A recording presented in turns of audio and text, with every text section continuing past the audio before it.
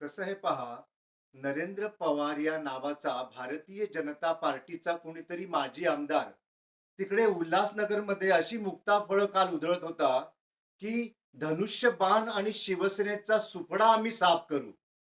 ठीक आहे. तुझ्यात हिंमत जर असेल ना, तर तू शिवसेनेचा सुपडा उल्हासनगर आणि या महाराष्ट्रातून साफ करून दाखवच, माझं तुला ओपन चॅलेंज आहे.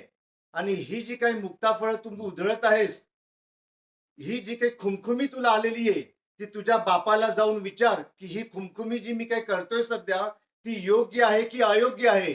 आणि त्याने जर तुला मान्यता दिली, तर याच्या पुढे तू तुझ्या तोंडातून असे शब्द बाहेर काढ.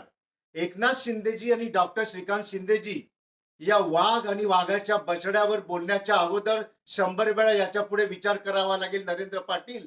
आणि शिवसेनेला आणि धनुष्यबाणाला संपवणं हे तुझ्या आयुष्यात काय पुढील 10 जन्मात सुद्धा तुला शक्य होणार नाही.